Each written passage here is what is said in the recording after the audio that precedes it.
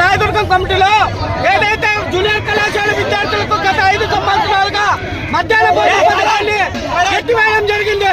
ఏదైతే టీడీపీ ప్రభుత్వం అధికారంలోకి వచ్చింది, గతంలో టీడీపీ హయాంలో ఏదైతే జూనియర్ కళాశాల విద్యార్థులకు మధ్యాహ్న భోజనం ఏర్పాటు చేశారో అదేవిధంగా జూనియర్ కళాశాల మధ్యాహ్న భోజనం ఏర్పాటు చేయాలని చెప్పి వారం ముందు అసెంబ్లీ సమావేశాలు జరుగుతున్న ముందుగా ఎమ్మెల్యేలకు అందరికీ కూడా రాష్ట్రంలో ఉన్నటువంటి అసెంబ్లీ విద్యార్థులు నాయకులందరూ కూడా ఎమ్మెల్యేలకు వినతి పత్రాలు ఇస్తే అసెంబ్లీ సమావేశాల్లో ఎక్కడ కూడా జూనియర్ కళాశాల విద్యార్థులకు మధ్యాహ్న భోజనం ఏర్పాటు చేస్తామని చెప్పి ఎక్కడ మాట్లాడిన దాఖలాలు.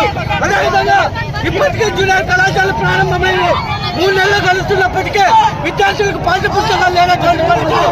తక్షణమే విద్యార్థులందరికీ పాఠ్య పుస్తకాలు పంపిణీ చేయాలి. అదేవిధంగా రాష్ట్రంలో ఉన్నటువంటి మౌలిక సదుపాయాలన్నీ కూడా ఏర్పాటు చేసి జూనియర్ కళాశాలలో చదువుకుంటున్న విద్యార్థులకి నాణ్యమైన భోజనం అందించాలని చెప్పి భారత విద్యార్థి ఫెడరేషన్ డిమాండ్ చేస్తున్నారు.